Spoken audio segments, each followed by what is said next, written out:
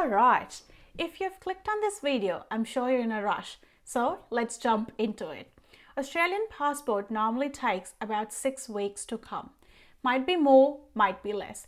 But if you need it quicker, you can apply priority processing or fast track processing. If you apply by the fast track method, you will get your passport in about 14 days.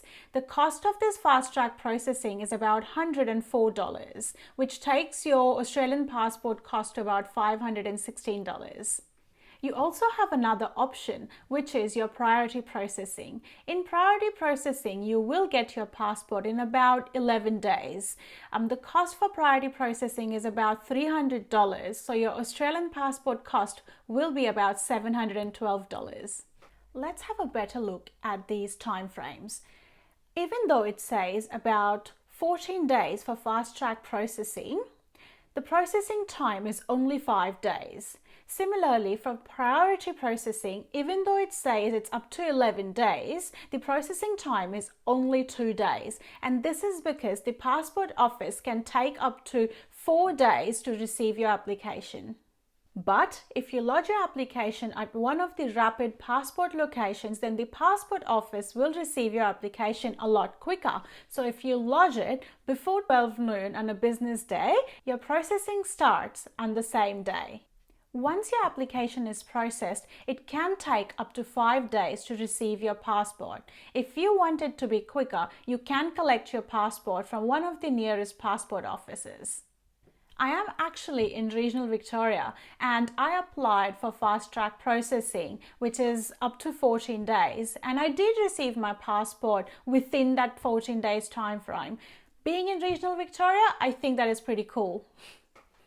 If you would like to know what documents are required and the steps for the application, then keep watching further.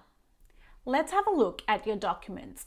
The first document you will need is the evidence of your citizenship, which is basically your Australian citizenship certificate. The next one would be your birth certificate. If your birth certificate is not in English, then make sure to get it translated to English. And the third one would be your current passport and your driver's license.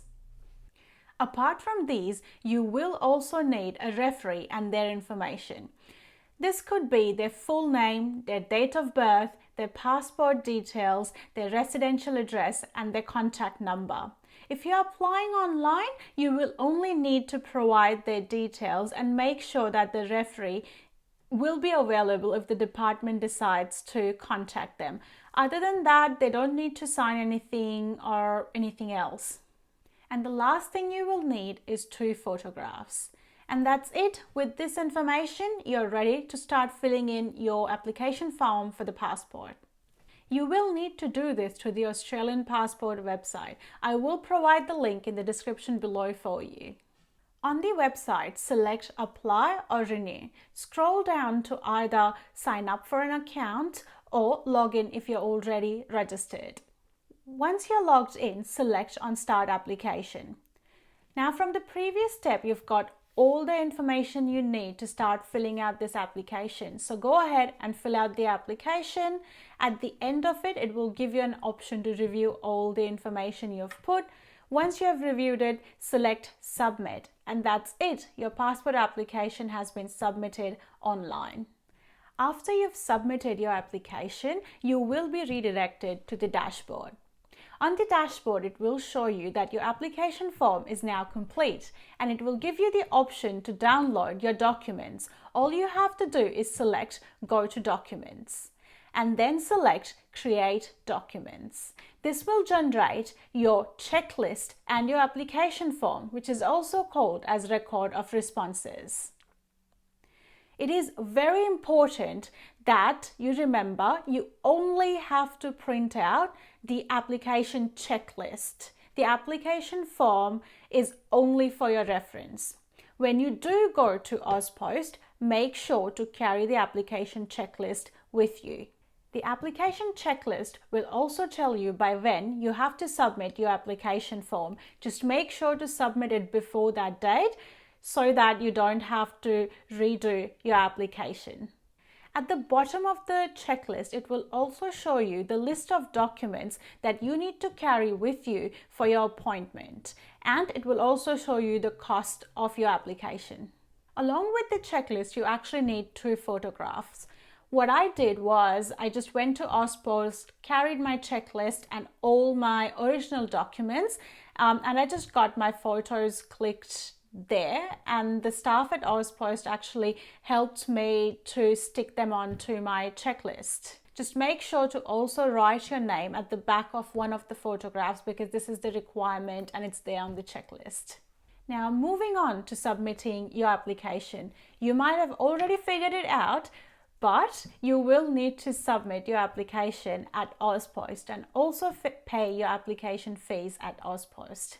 I've talked about fast track processing method at the start of this video, but you can also opt to do the normal processing, which is about 6 weeks and will cost you around $412.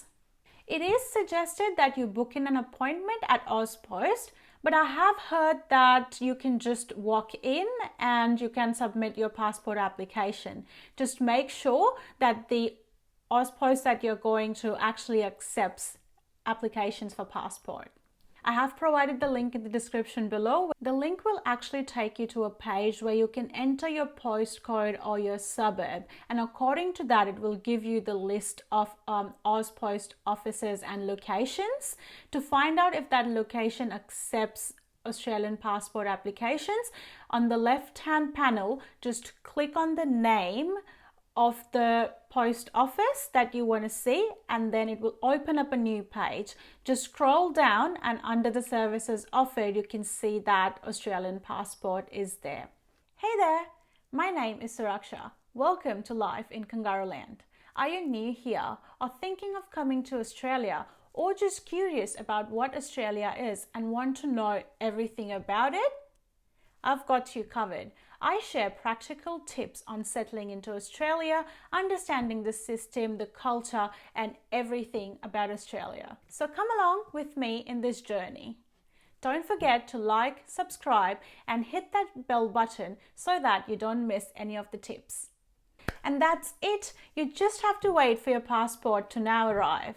If you've got any questions, please let me know in the comments below. Don't forget to like and subscribe, and I'll see you in the next one.